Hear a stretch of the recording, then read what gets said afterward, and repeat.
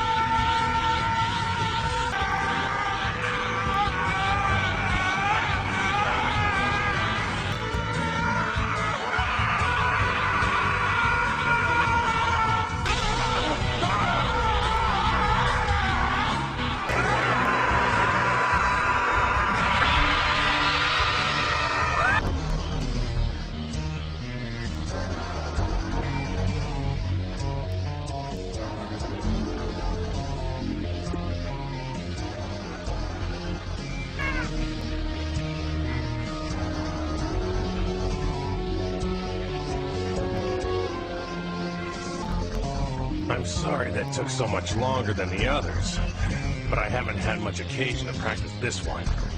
This is what I call Super Saiyan 3. Welcome to another Dragon Ball Z review. This time we're looking at the s.h.figuarts Super Saiyan 3 Son Goku figure. It is the successor to the previously released Super Saiyan, just regular Super Saiyan Goku, which I also have right here. And we'll be comparing those two later on. And here's all of his accessories. He obviously comes in the box. He comes with a plethora of hands, alternative head, halo, stand, and the figure itself. Really excited about this figure. I've been really dying for a great Super Saiyan 3 Goku figure for a long time. So let's go ahead and check him out. I'm going to have to apologize from the beginning of this video review because I'm going to be pretty much holding him the entire time, because with his huge hair, it is impossible for this guy to stand up without his stand. In fact, in the beginning of this video, I had his hair just lean up against it so he would stand by himself just for a short amount of time. So apologize if my hands bother you. So here he is. As was with all s.h.figuarts figures, his articulation is amazing. He has a hinge in his neck at the very top. He also has one at the very bottom where it meets his collarbone for some added articulation. Even the hair is articulated. It can go all the way up, so you can like replicate like how he looked at his fight with Majin Buu, where his hair was kind of sticking straight back, or you can have it more relaxed and calm like later on in the series, which I find is really cool.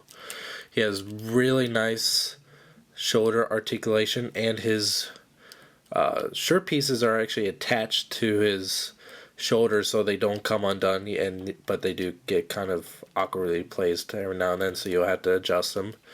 Really nice double hinged elbows, swivel at the wrist, and really nice swivel at the hip, at the waist. And his belt piece is separate, so when you spread it out you can kind of see it dangle there. Really nice, but also kind of loose hip joint, which is a ball joint, and really awesome knee articulation. Double knee, much like the original one. Swivel at the ankle. That the whole boot doesn't swivel, and he even has little toe articulation, which is something that I was really impressed with the original Super Saiyan Goku figure. Now, then with that, you can obviously just get a hell of a lot of poses with this guy, and most you can leave up to your imagination, but you can do the classics such as his Kamehameha, instant transmission, and those are aided with his hands. His hand accessories kind of include a kind of like grabby hands, which are usually used to replicate his Kamehameha move, opened palm hands, a two-finger hand to replicate instant transmission. Other accessories comes with alternative head and his halo. Swapping out the hands is really quite easy, as opposed to some other figures like Revoltech, where it's pretty much terrifying to swap out the hands. Just simply pull it off and snap the new hand on. Although this is very easy, but it's with these hands, it is very difficult to keep track of them. I wish that his stand came with like a little box to store the hands in, so you wouldn't lose them, because I can definitely see someone losing these hands very easily. And with his multiple ball joints, or not ball joints, his hands pop off. With his multiple joints, you can very easily replicate him charging up for the Kamehameha, which is what I usually have the my first Goku figure posed in. As I get this, well, let's leave that one off, or have the opened palm hands. Can have him, even though he never really did it in this form, you can have him charging up to do a spirit bomb, like so. Or these are just basically like the common ones that people would use, but you can leave them up to your instant transmit. You can leave them up to your imagination. You can kind of do like with this hand, you can just kind of give him like a nod, like kind of like a salute, or you can turn it around, have him facing it, have him doing the instant transmission. So there are so many different possibilities with this figure as far as hands, varieties, and poses you can do. And just like with the first Goku figure, you can swap out the head or face, kind of.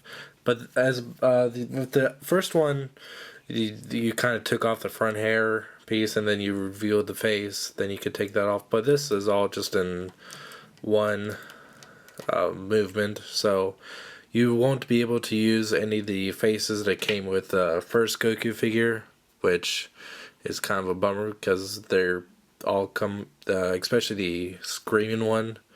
Can't really replicate that one on this one, but with the alternative face, you gotta line up the holes.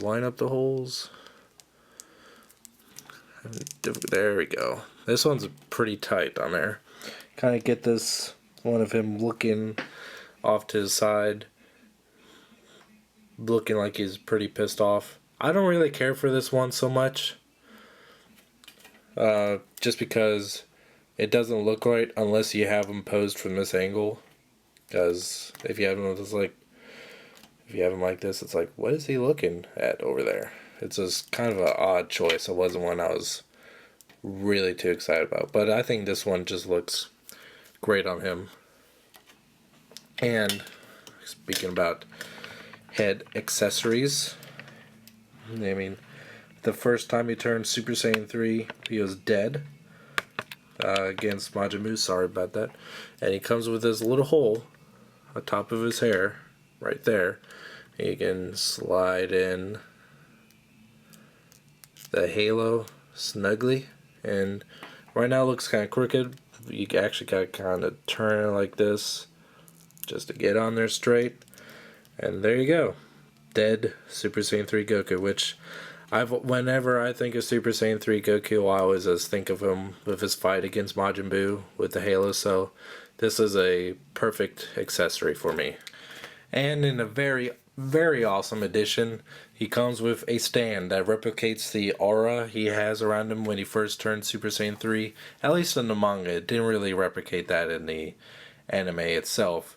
Putting this whole ring section together was not too hard, but it's definitely tricky because you have to put it together in a certain way, and it can definitely be confusing. And the notches that are in the rings are real subtle and definitely confusing. And it's got this kind of a clamp system here to grab against his waist, and it's really cool that it's clear because it just doesn't stand out as much as the figure itself.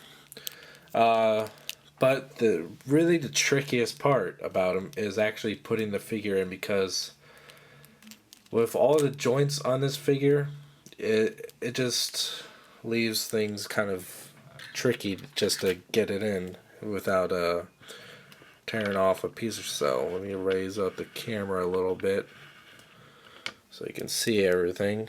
Just kind of, well, you can't really do that because then he won't be able to put his arms down. Kind of just slide him in. Make sure that the clamps are mostly open, and then just squeeze the clamps down like this, and then you'll see that it kind of pop his waist off, and there you go. That was actually the easiest time I've had put it on, so that's interesting. And this just looks awesome. I cannot imagine having this figure without the stand up, possibly because it would have been impossible, but I mean, because he can't really stand by himself. But this is just no words. I mean, it pretty much speaks for itself of how great this looks, and on your shelf it would just make a great display piece. And yeah, no other words can describe how awesome this looks. As I said, this Goku is a successor to the original s.h.figuarts Goku figure, but it's really no more than just a slight remode, because if you look at the body and the arms, it is exactly the same mold-wise. As far as articulation and everything, it's just the same. Just the whole difference is the head and the hair and the paint job. The paint job on the new one, the Super Saiyan 3, is really nice. And in comparison, this one just looks kind of pastel in a way.